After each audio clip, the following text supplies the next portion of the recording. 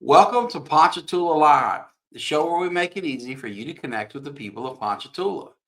I'm your host, Parker Layrisson, and today I've got a fantastic guest. Now, you may know this person. She's very well known and popular here in Ponchatoula. But even if you haven't met her in person, I'm certain you have seen her work because she's one of the more talented and prolific artists in our community. She does the most beautiful murals all throughout town, and that's perhaps what she's best known for. But she's also an illustrator, an author, and much, much more. So I can't wait to introduce you to Ari Trammell. Ari, welcome to the show. How are you? I'm great. Thank you for having me. Well, thank you for being with us. Why don't we kick things off with you just telling us a little bit about yourself? My name is Ariane Trammell. Everybody calls me Ari. So much easier to remember Ari than Ariane. I'm from Norco, Louisiana. I moved to Ponchatoula when I was about 12 years old. Went to Ponchatoula High School. I have two little boys, Kellen and Gavin. They are 8 and 14. They're both very much into art as well. So Very cool. My kids are too. I have two little boys. They're 2 years apart, 6 and 8. And I picked one up from Miss Missy's Sunshine Studios last night, and he had a big smile on his face. It's his favorite thing. So it's neat to know there are a lot of young artists in the community. yeah, I mine are guess, drawing in class when they're not supposed to be doodling on their notebooks, just like I was. So they're yeah, getting but it. I guess with you at home though, they can kind of get that kind of tutelage every day I instead of having to understand where they get it from. Yeah. wait. That's really cool. Well, tell us about your childhood. You mentioned being from Norco, coming here at a young age. What was Ponchatoula like when you got here? What was your first impression? So we decided to move to Ponchatoula because a lot of people know this about me. We always had horses. I'm such a horsey girl, and we had them all our lives. And we used to have to drive from Norco to Laplace to take care of them. My dad worked at Shell, so we were right there by the plant, and we would board horses in months. And he wanted to get us away from the plant. We wanted to have more Mhm. property and things. We wanted the farm Sure. and having the horses in the backyard. So he moved us over to Ponchatoula, but we decided to come to Ponchatoula because it was just more country, and my Yeah. mom has always loved antiques. So she, even before we moved to Ponchatoula, Yeah. she had a little booth and stuff in some of the antique mall that there used to be Right. Well, shops. we share that in common. My mom had a downtown antique store Yeah. where Pink Agave is now. That restaurant Yes, I was remember one. that. With Yeah. a whole bank in it. I remember. Yeah, Fancy. yes, yeah. They Yeah. did not yet have the vault open. Now you can take selfies in there, and that's cool. When I was a kid, we grew up wondering what was in there. We thought it was like Al Capone's vault, and there Yeah. must be riches in Well, there. I saw whenever it was open before they painted it, Ryan Held with Stinky Mud Photography. He's a high Yeah, school friend, and he took pictures of all the things that were in it. I thought that was really great that he was able to do that and share it with everybody. yeah, that's totally cool. And Ryan's such a talent, like you, a talented artist. He was one of our early guests here on the show, and I just love to see what he does, man, because he's phenomenal. And his So wife is a great photographer. They're both absolutely. faceted as well. Yeah, They they could do it all from the really artsy stuff to the real estate, practical kind of, commercial. Very talented all the way around. So you came up here kind of thinking of it as country and horse country. yeah, Kind of funny to think that now as Ponchatoula has become subdivisions in every direction, and there's little place to ride horses. live off in a little pocket in the woods though. I'm out here toward Tangipahoa River, and I just have a Oh, little cool. bigger farm, just a little small farm, but have a Yeah, horse right in the yard and the river behind me, and it's nice and quiet where I'm at. So I love that. We had a little farm out in Killian when I was a kid, and we all each had our own little horse, and it was pretty fun. So you got the country girl kind of roots at heart. When you hey, get to when did the art bug hit you? When did you know that that was going to be a passion of yours? always. I mean, always. That's just always something that I knew that God gave me. And even when I was a little bitty girl, a little toddler, my mom could kind of see, when I would draw things, and my little faces that I would draw had expression. Yeah, Or instead of stick figures, I kind of had more like full figures, like right. actual structured figures. And I guess they could just pick up really early on that, oh, she's maybe got like an eye for this stuff. And so So I your talent was apparent to your mom and probably your teachers too. Did they put you in like a gifted art program, or how did that work? didn't have that back at the school. Uh, in Norco. It wasn't until I was in Ponchatoula schools, and I believe 8th grade was my first. I came to Ponchatoula in 7th grade, but 8th grade was my first talented art year because I had to be recommended by one of the teachers, and I had to take the test to be in it. So it took me until 8th grade to get into it. But I was in talented art in high school, and Miss Kim Zabia was my high school art teacher. Oh, Also, wow, she's impacted so many people here oh, locally and still a throughout really the country too, yeah. What did you learn from her? When you think back to your days at PHS as Miss Zabia's student, what comes to mind as lessons you learned? there's so many things that she taught me just I already, knew a whole lot about basic drawing, but she kind of made me look at things from another perspective, and try different, like in every different unit we were kind of challenged to learn different things, and it's actually helped me whenever I've gone on to try to teach children how to draw. I sometimes use some of the tools that she used to teach us. And another thing that she did, and she would tell you the same thing. I was so fixated on horses then. That's all that I wanted to draw. Right. So she would actually make rules to me that were not always, I was not always happy about the rules, but I was not allowed to draw horses. If we had to pick out of a bag of farm animals, Right. no, don't even go for the zebra. You can't have animals. So she just kind of pushed me a little harder um Yeah. than a lot of my peers because she saw the potential that I had, and I really do thank her now for doing that because she For really did. moving you out of your comfort zone so Mhm. that you could She pushed broaden your me out. talent. Yeah. Yeah, she was great at that. Yep. So So was there kind of an aha moment when it clicked that this might be a profession for you? Was that something that happened as an adult, as a kid? Well, what was that that journey like? that happened until probably until my early 20s because you would always, I hate to say this, but you always hear the starving artist, or that's not a real job, Mhm. or and I was afraid of failing, I guess. So it wasn't until later on when I was married and I had babies, and I kind of had, I was working at kind of a more relaxed pace, and I was kind of doing part-time job and being a mom, and it wasn't until then that I really started building enough momentum to where I didn't feel like I had, uh, like, oh my gosh, if you don't make it, what are you gonna do? Like, because I was married and he was able to kind of like help Right. too. It wasn't just me, and not sure if I was gonna, make ends Yeah. art. So I had to kind of like build momentum. I had regular jobs, and I would do kind of on the side. Like I worked at Hobby Lobby for a while, and I Mhm. was a cashier, and then they kept, messaging me over the intercom when somebody had an art question. So they moved me to Right. manager eventually, and I worked there for a couple years, and I started doing portrait art and things on the side, and I got busy enough with that on the side that I thought, well, you know what, I could maybe do this for a living. Like I seem like I'm staying Yeah. steady. And I also learned in trying to achieve doing art, just only art for a living, that if you can do different types of art, maybe if you don't prefer, like just for example, to do graphic design, if you have that in your resume, then if somebody's looking for graphic design art, you're available to do that. If you're not available to do that, they might have to find somebody else to do it. So you're guaranteed more. Yeah, so you can make a living by broadening your base until you're so in demand that it's your Yeah, favorite specialty. illustrate or logo design, or Yeah. um, if you can do wall murals or portrait art. That's Right. so different things that you have, that you're available to do. Well, I can relate. It's not that different practicing law. Yeah, I've been at it 22, 23 years. And the first decade or so was very much kind of most of what would come through the front door, I would do, and you might be doing wills on Wednesdays and trusts on Thursdays and just whatever, an injury case on Like a Monday. career, yeah.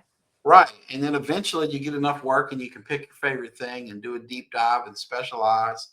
And yeah, I think a lot of professions, may have that. So let's go backwards a little bit. You mentioned a few jobs, Hobby Lobby and whatnot. What was your first job? What was your high school job? Where did you start? I always love hearing where people kind of got their start in the workforce. My very first job, I don't know if you would count it as the workforce, but I used to give writing lessons.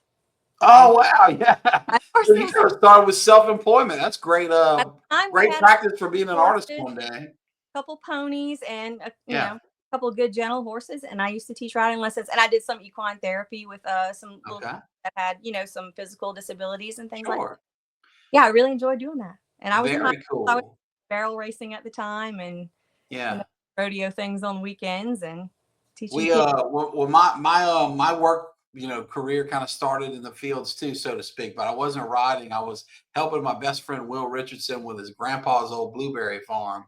I live on Will Richardson Road, so maybe that was Oh, yeah, well, that's his grandfather, yeah, so, yeah. okay, wow, so our families go way back. He and I were been best friends since we were little. We were roommates at Tulane, and now in a twist that's really neat to see, his son and my son are best friends in the 3rd grade, and we live in the same neighborhood, which is cool, but it goes back way further. Our grandmothers were dear friends. His uncle and my dad were best friends and also Tulane roommates and all that, so I love to see these kind of multi-generation Sure. friendships here in Ponchatoula. But yeah, Will Richardson Road, that's a beautiful place back there by But the you know where river. I'm at. I have the river, and I'm in the little pocket of woods back there, so it's Yeah, that's not gorgeous. Yeah, everything yeah, else. 5 minutes from town, I'm still yeah. in. That's kind of perfect territory out there. There's just beautiful. Yeah, I kind of grew up going out there between the Griggs camp and the Richardson homes and all the different places from the Dahmer house and now my old high school buddy Lucas Watkins has a beautiful Yes, spread out there. he Yeah. does. He lives right down the end of the road. Yeah. Yeah, a lot of people I grew up with either lived there at some point or do now. And my dad lived there before I was born, but with my older brother, um, Oh, you freezed up on me. Can you see me moving? I lost. Oh, there we go. I'm back. There you are. Okay, you froze. Um, Still frozen. Folks, here with Ponchatoula Live, I think we might be having a little bit of a connection problem. I told you if we were going to have technical difficulty, it would be with me. I probably jinxed us. So, Hello? hello?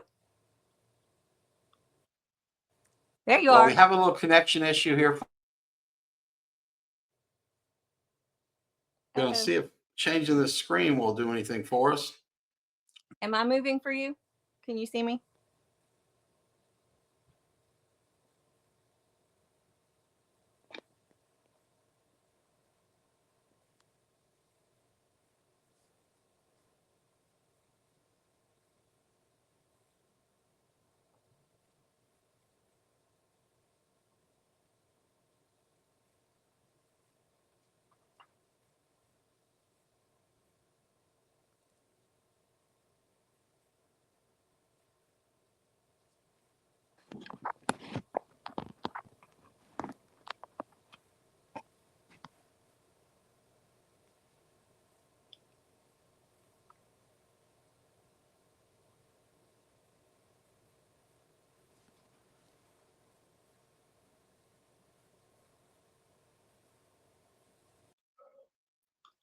There you All right. are. Now, I'm so sorry. I think the internet went out at my house. Okay, And because I could so, still see myself, and it didn't say that I was yeah. disconnected. It like I said, it would Thanks be to we were going to you. have issues. Yeah, as my guest, I, I think, and to our viewers, I'm especially grateful for your patience. I can see that several of you are still with us live here. Yesterday, the internet went out here, and we got a notice from Spectrum, and I don't know what's going on here today, but I was able to route it through my phone and get us back online. We're here with local artist Ari Trammell. We've been talking about her youth out on Will Richardson Road and beyond.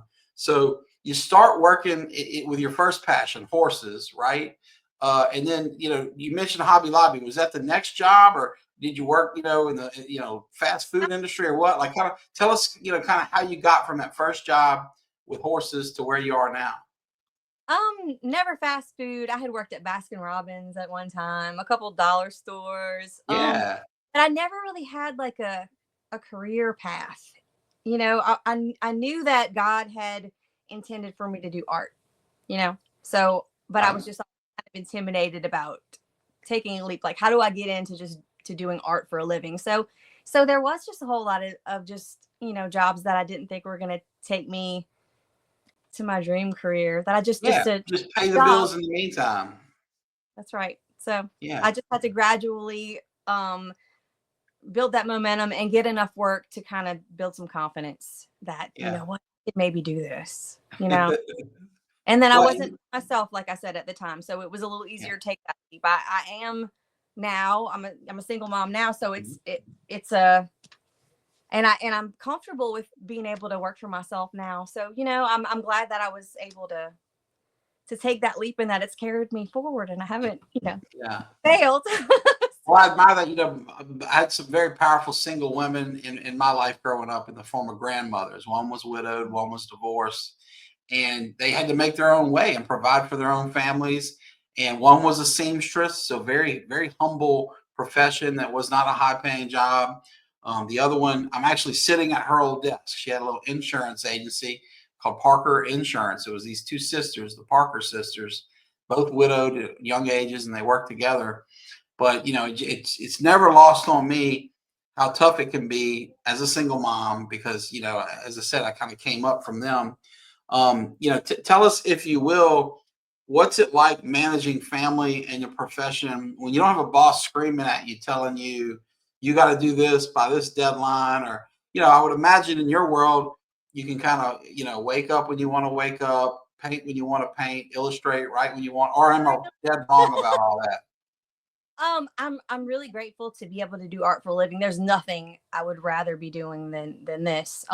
Because it never really feels like work. Um, the only thing that I struggle with sometimes is I don't balance my time very well. Being that I am very self motivated as an artist, I could just fill my entire day with doing this and getting things done, and I sometimes don't shut down at 5 o'clock and go home for the day and you Right.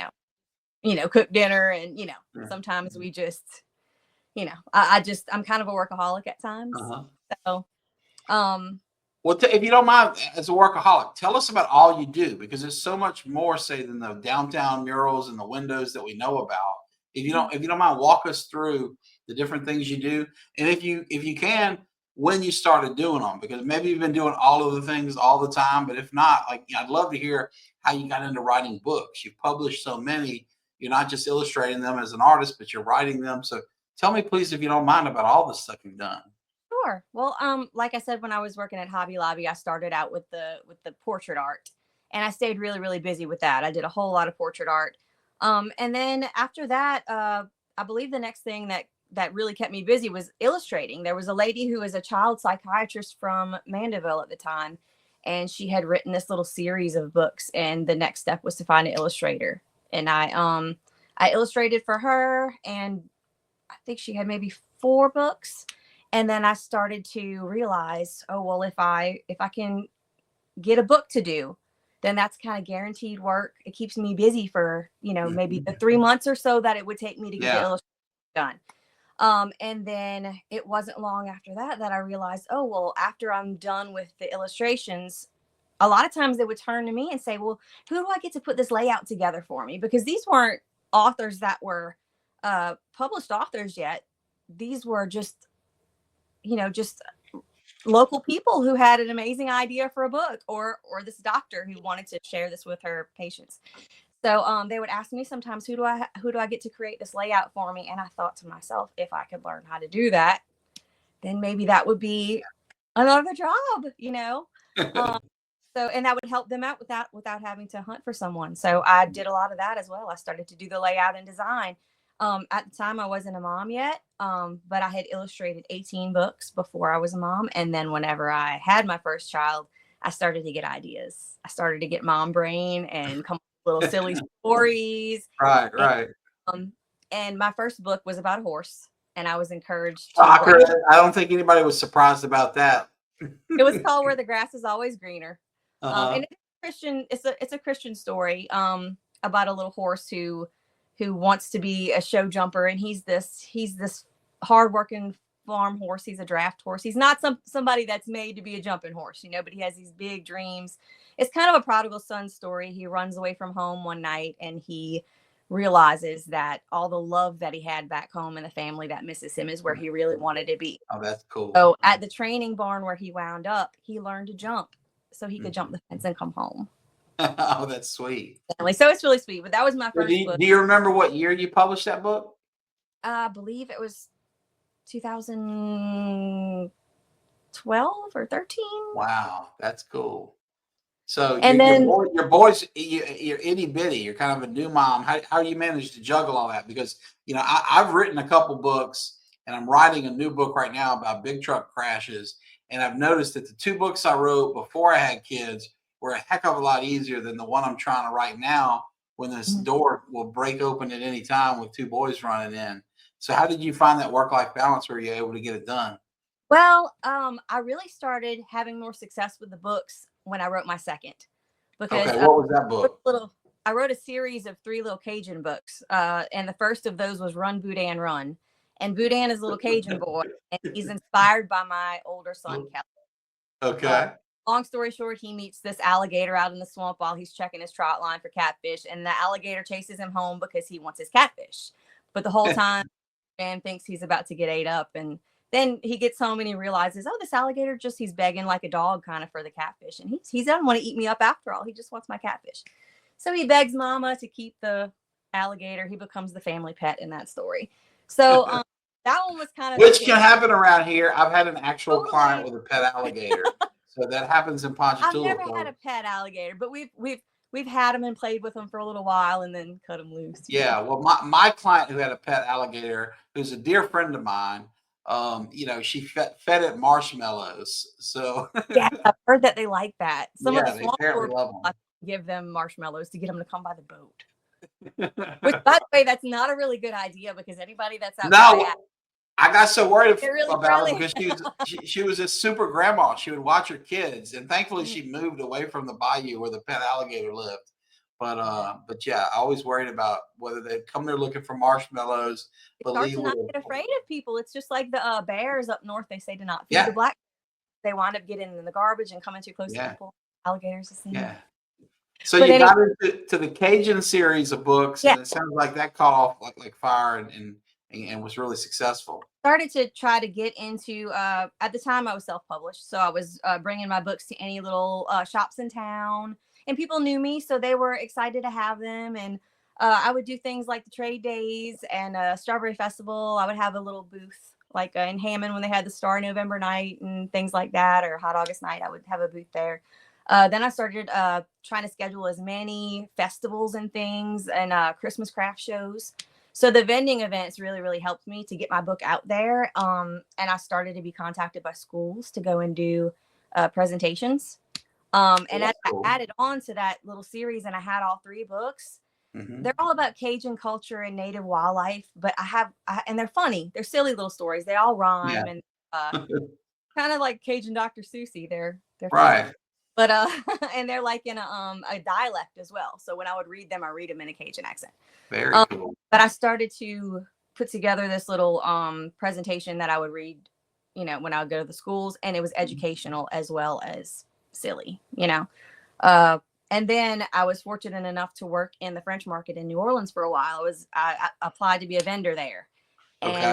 at that point, that was such a blessing for me, because my older one was in school, my little one was 2 years old, so he had to come along with me. Oh Um, wow. but I would have a power hookup where in my little booth space where I was Yeah. at, my laptop, and I would be illustrating either my next book or any other graphic design job that I had at the Wow. time, someone else's book, and I would be selling the books while I was working. So I was kind of Well, two but jobs at how once. magical must it have been for your 2-year-old boy? I mean, to go there, because that's just a cornucopia of smells and sights, and I mean, just a beautiful sensory Yeah, overload of sorts. I mean, it and really you said, I was. know from talking to you off air, your kids are into art. I mean, that's going to inform his visions, I'm sure, Oh, forever. That's wonderful. I can't say enough good things about the community of people that were in the French market as well. And when I tell you Mhm. it was a melting pot of people from all around the world, Yeah, I you bet. so many amazing people, interesting people, all the different cultures and things. And Yeah, when you have a baby in that market, a lot of these families that are in there, they like the grown folks that are in there, they were a market baby 20 years ago. This is like their right. family business, Wow.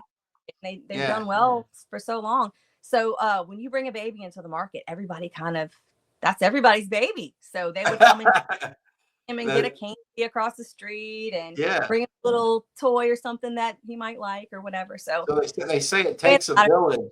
That's your it, little it village. is, but everybody was they were so just they totally embraced us, and I'm still really good friends with a lot of those people. After COVID happened, I had to, stop going because the market just changed entirely after all that. It's built back now and it's doing fine now, but it Thank was a long God. before it was really busy again. Yeah. You know, Well, speaking of great people and good friends, let me put a few up here because there's some comments coming in that I want to okay, share with you. So you mentioned speaking in the Miss schools. Rose. There were school board member, Miss Rose Dominguez. Hey, Miss Yeah. Rose. So she says she loves your books and she has them all. Rose, thank Oh, you for chiming in. She's just a thank wonderful woman, you. a great community leader for us. Liz And and her speaking of daughter. great community leaders, Josh Poche, like you from the art world, Yes. husband of the famous artist Mandy May Poche, he says that you are a great artist and you're just one of the best around. Thank you And of so much. course, we agree with that. Josh, thanks for tuning in, man. You guys have been big supporters of the show. I really appreciate that. And speaking of Mandy's, another great Mandy who's been on the show, Mandy Franks Braywick, comes on to say that you're a great artist and an extraordinary human. You're just so talented. Mandy, thank you. It's always good to hear from you. I just love you and your beautiful little family. So, folks, as you can see, we have the ability to post your comments in real time and to share them with Ari. So, if you want to say something nice as these folks have, or perhaps ask her a question about, life as an artist, feel free to do that. Or if you just want to share the love, as Josh has done here with these hearts, feel free to do the comments. We are here with Ari Trammell. She's talking about the journey she's been on as an artist, as an author, and we're at the point where she's at the French Quarter in New Orleans. What happens next? What's the next chapter in your life? So, whenever I had written the horse book that I told you about, my very first one, I had gotten scammed by one of those online publishing companies. Yeah. And I didn't really know anything about what to look Don't out. feel bad. You're not alone. My first book that I wrote along with other lawyers was a really bad deal, and I actually had to pay money to get my chapter of my book back. And Mhm. so that even happens to lawyers. So don't feel bad. There are predatory publishers out there. I'm It sorry kind that happened to of, you. it kind of traumatized me. It I kind of broke my bet. heart. It broke my heart really because I had illustrated and done the layout and everything myself and handed over to somebody who, disrespected my trust Yeah. and they were the guys of a Christian publishing company. So that really hurt. Oh, I bet. So I thought to myself, if I ever, and there was this big class action lawsuit thing and all kinds of things. It was all disassembled and the people went to jail and, I didn't get involved in any of that sort of thing. I was just like, I'm gonna just take this in as an experience and never let this happen to me again. So when I did these little Cajun books and I started having success in selling them, I felt a lot of security and being able to sell them myself and stay busy on my own. So I didn't have to trust anybody, to be good to me in that type of business. And then whenever COVID happened and the French market was closed up for a while and I wasn't going to be able to sell there anymore. And then all of a sudden I'm at home and I'm thinking, well, a lot of people aren't going to be investing very much in their businesses right now because everybody's afraid. I'm not going to have very many business logos to do. A lot of people were afraid to spend money on things like art and I really got concerned about what I was going to do. And then I had been offered a little while before COVID came. I had been distributing my books in different local places. One of the places was that You mean like local stores and business fronts stores or and things, okay. yeah. Like they're at Moss and Berry and Yeah, sells antiques and places great like that, store. local Yeah. pharmacies and things, or kids stores. But I had brought them to the Swamp Tour place in Laplace. I can't remember the name of that place, but it's down on the lower Yeah, rim. I know what you're talking about.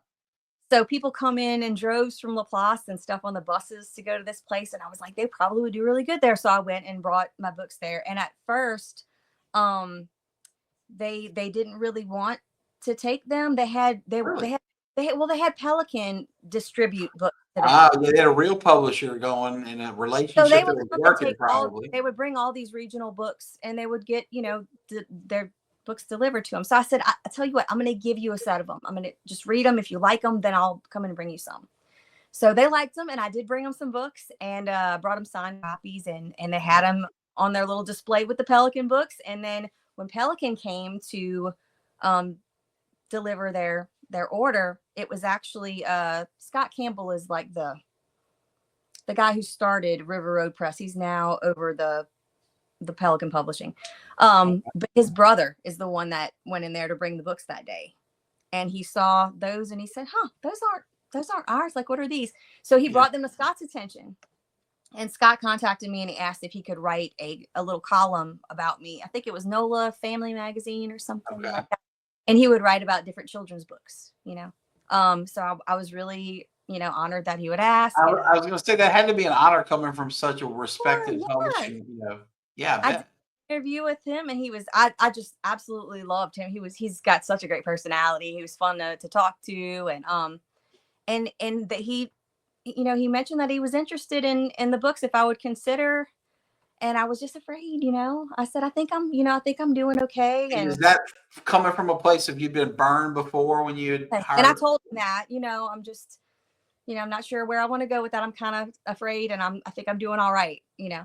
So, maybe my fear was causing like an obstacle. It was causing me to hold back from, you know, broadening my horizons, and I was missing an opportunity like Yeah, that, you know. you're kind of placing limitations on yourself Yeah. of It a wasn't reasonable until fear, but a fear. Sure. It wasn't until COVID happened though that I realized, well, I'm not going to be able to push these books myself anymore. I'm not going to be able to go into little stores and bring them. Nobody can get out. Everything's closed. Um, People are still ordering books online. You know, maybe if they're interested in accepting them, they still pick me up, and so they were so glad to do that. And I've That's just cool. really happy with being with Pelican. Now And the I only think, is it right? You published 6 books through Pelican. Is that right? well, no, Or or six books that are total? I have 6 books total. I've Okay. illustrated 35 or 36 now, but I have Wow. 6 books total that I've written and finished. 3 of them are well, they've got to be regional themed books, so they have to have some kind of Louisiana or, Hmm. you know, regional theme. So 4 of my 6 are with Pelican. The 3 that are in the Cajun series, and then I have that's called Mon Cher Bébé. It's a parent's prayer, and it's pretty much Uh-huh. everything that a parent would pray over their child from the heart Okay. of a mother, and just, you know, speaks all the words that every mom is feeling. You know, they're really Yeah, book for baby showers. that's beautiful. Now, the Cajun books, is this a Mhm. trilogy that's open and shut? Is it possibility of more? What's the thinking there? I feel like the 3 are pretty well rounded, like in themselves, and I have so many other ideas for other books. Yeah. Several other things written that I would probably want to pursue before I would write another one of that series. So I think I might, Mhm. not to say that I won't ever open that up again and add a 4th one, but I think Yeah. they're good for it. Gotcha. Well, what So about your boys? Do they now want to interject ideas into stories? Do they get into the process, or are they just like, "Mom, you do your thing, and we'll do ours"?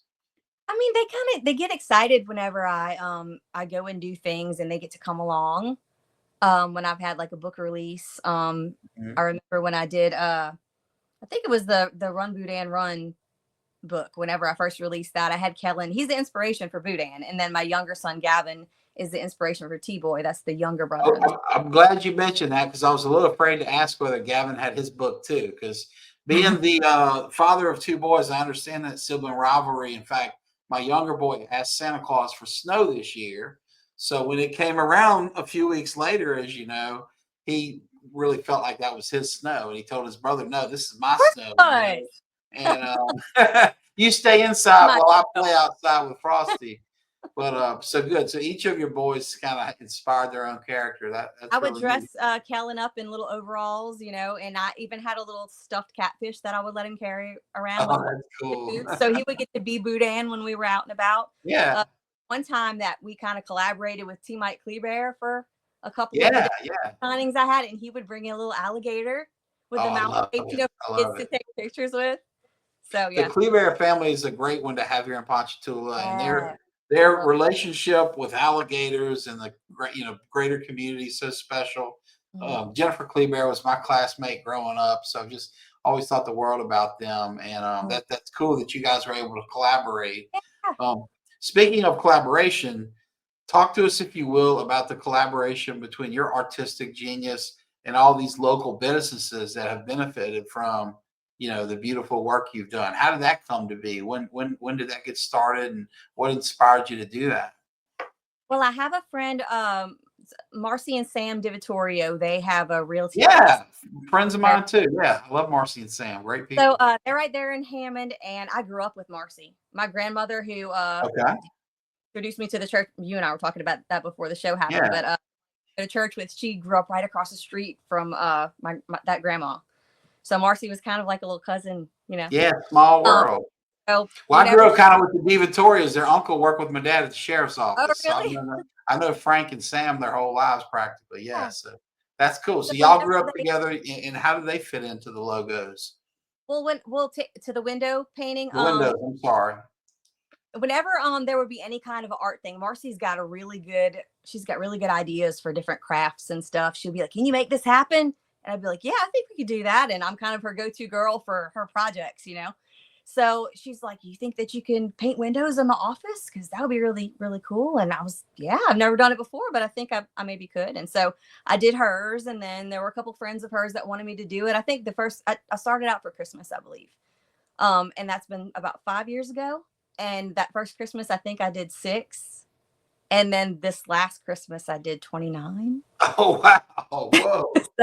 And So that's you've all. got to. I mean, at that point, you've got to really be careful about your scheduling because how I was many working days are 12 there hours. leading up to Christmas? I mean, you're at the point of probably having to say no to people and stuff. That's tough. I do miss some. I feel really bad about that because there was probably 4 or 5 this year that I wasn't able to get to.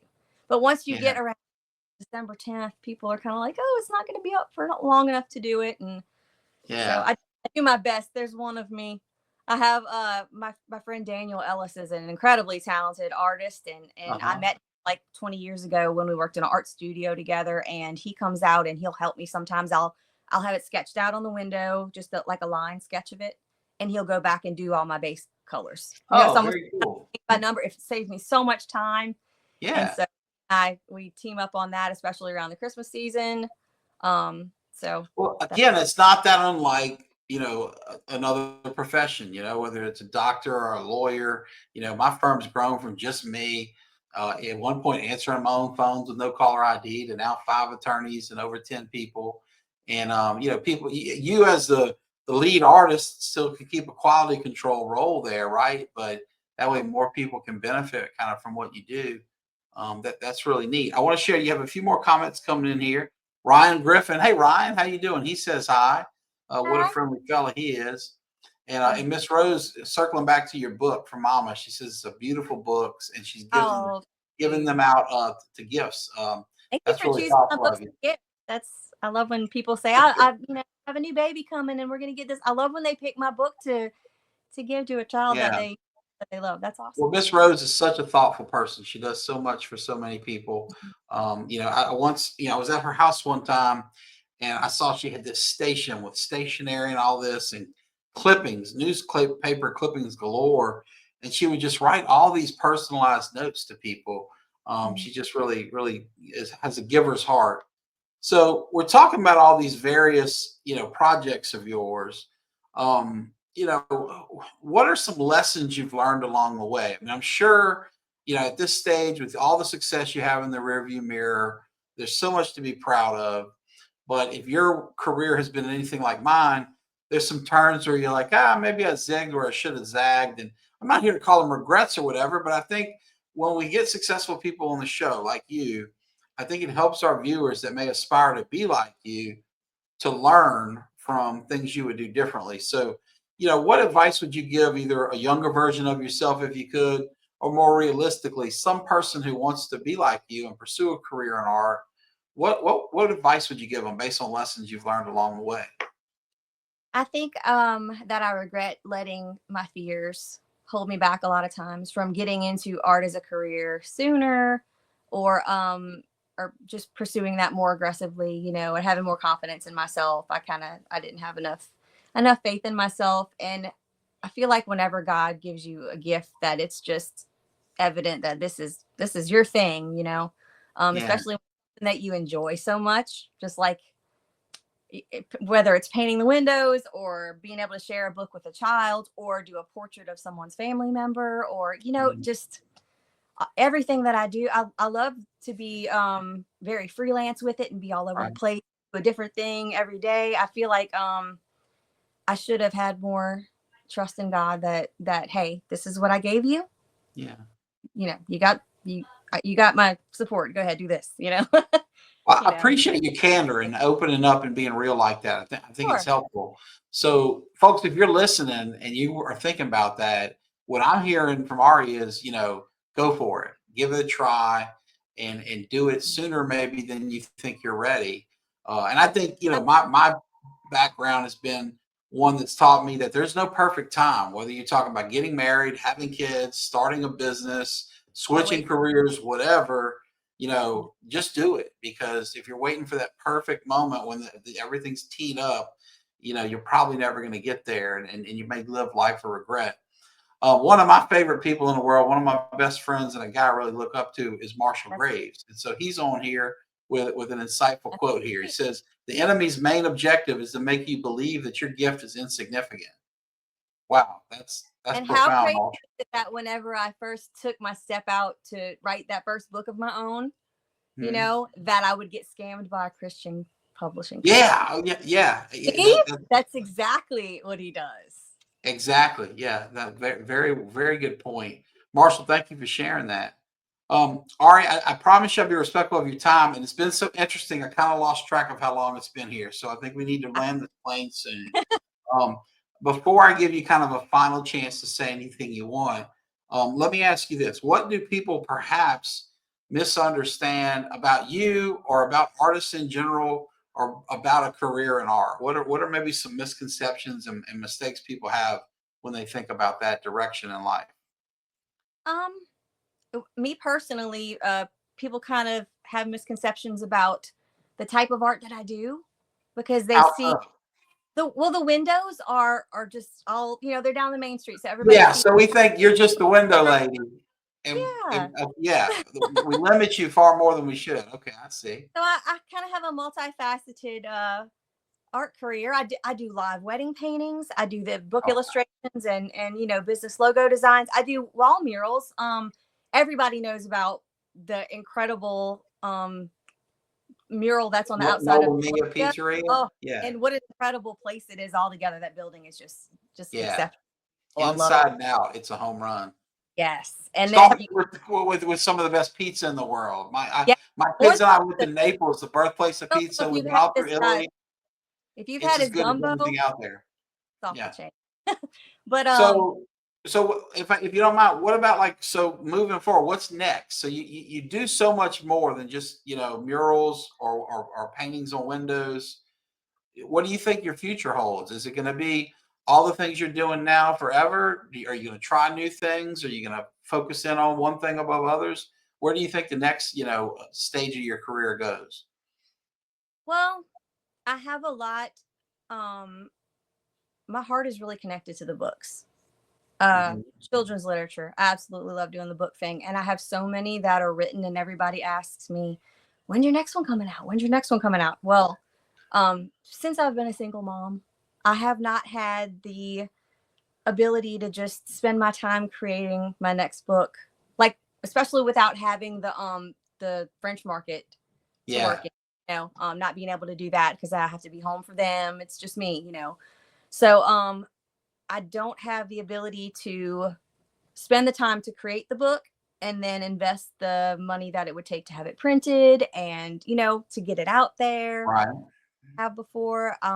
There's not very much to put back into my business, so I've been just staying busy. I've been focused on just staying busy, and that's not to discredit any of the things that I've done. I love doing all the art that I do. I love to do the windows, and I love to do any mural opportunity. I have the inside mural at Nola Mia, the one that's on the long wall on the inside. I Oh, that's beautiful. I didn't know you did that. That's, yeah, Yeah, wonderful. Hans and I worked together on that. I was painting the windows at Brew and Brew, and he Oh, drove cool. by and he said, "Are you the one Yeah. that did big monarch butterfly on Roussel's?" I said, "Yeah."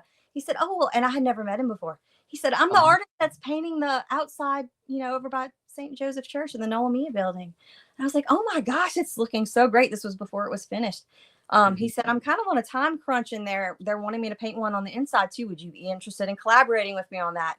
So I was so honored that he asked me to do that, and we worked great together. I hope that was the first of many projects that we do together because I had a lot of fun working with them. I just love collaborating. You know, it's one of the Yeah. blessings in my world is that, you know, you can be a small little firm in Ponchatoula, and we've vacillated between 1 and 5 attorneys. But I have the ability to team up with these like big, just badass lawyers from all over. And so, Yeah. you know, for example, every year I'm honored to teach trial advocacy at LSU, and the faculty comes together. And I don't know, I have a ton of cases that are big enough or bad enough for those guys, but like next week, I'll be in Baton Rouge mediating a case with one of the best lawyers in certainly the state, perhaps the country. And it's just so fun to work with them because you learn so much each time. Is art like that? In that you're like, oh wow, I never thought about doing Oh this yeah. that way. And then your next Absolutely. solo project is like way better than it would have been if you'd I never done love that. I love to be around other artists and just to even I could just talk art with them to where Yeah, everybody around us, huh? And we're just, you know, we don't yeah. shut up. Yeah, no, Like I hear you. It's like one of these things where it's like I'm rarely looking forward to a Tuesday in February, but I'm like, I can't wait till next week gets here. We got a mediation. I get to jam, yeah, you know, with so and so, and everybody's it's got just their so own cool. style. I love to see Yeah, things from their perspective. Like Mandy, for example. yeah, Our she's styles great. are so totally different. I just love her style. I just love the way I love her Yeah. art. I love everything that she does. And Well, and I love how, I mean, here you are. People might think, oh, the two prominent artists of downtown Ponchatoula, you know, where everybody's waiting for it to be like some, you know, rivalry, oh but no, it's like y'all love each absolutely. other and love each other's work, Yeah, and it all just kind of, you know, it just you know melds together beautifully. Well, look, definitely. I thank you for your time. We've gone a little longer than I expected. I know as a busy mama and working self-employed mama, your time is valuable, and I want you to get back to that. But before you go, two things. First, I want to ask how people can contact you to hire you, commission you, seek out your work because it's so outstanding. We want to support you. So, what's the best way for people to get you? I'm really more. I used to have a website, and I found that I didn't get nearly as much traffic with that as I do on Facebook. I'm really easy Yeah. to find on Facebook. You can contact me on my personal page, but I also have one that's just for my windows. Okay. That's the Windows Window Art by Ari or Oh, Windows perfect. like that. So what we'll do, my producer's out today, but we will try to follow up and put in the comments a link to your Sure. Facebook page to make that easy on folks. Thank you for sharing that. So before we go, and by the way, I want to thank everybody who stay with us to the end. Marshall, Miss Rose says great interview. Thanks for Windows. sharing, Ari. So to everyone who's listening, watching, you know, with us in any way, we say thank you. But before we go, Ari, is there anything else on your mind, on your heart? Just anything in the world you want to share at all with the people that are here with us. Um, yes. Back to when you have a child who's aspiring as an artist, and you know that that's their gift, God-given gift. As a parent, give them all the materials. Just feed them paper, encourage them, just lift them up. Let them know that they can achieve that. They're that passionate about it, and that's in Mhm. any career goal that they might have. I mean, that's just Yeah. something that's yeah, Amen it's to that. That is for you know, profound wisdom from somebody who knows how to be a good mama, but somebody who knows what it's like to be in need of that stuff. And you know, sure. you just want to nurture that talent, and because you don't get a second chance at it, right? I mean, Right. you got an aspiring artist kid once, support them all you can. So I thank you love to talk to young artists though and encourage them. And if for well, so folks, you're bear that listening in has a mind. child that wants to reach out to me, Yeah. have them contact me on Facebook. I'll be glad Yeah, to. that's thank you for volunteering that. That is so great because there's so Sure. many out there. You know, I think about yesterday as I'm picking up my kid. I see a buddy of mine from Rotary. He's got his two little girls there, and you're just like, oh, I didn't know you had art kids. You got art kids, and they're kind of everywhere, and often in places you wouldn't expect. You know, sometimes it's the jock that you wouldn't think would be into art is totally into art. Just it's wonderful, and we're what I can say here is thank you for what you're doing and sharing your talent with our town. And thank you for sharing who you are, which is this just wonderful giving spirit that wants to help others. And I appreciate it. You've been very generous with your time and your advice. And I thank you for that. So, to our special guest, Ari, to all the listeners and watchers, thank you all. We'll be back with you next week. Y'all take care.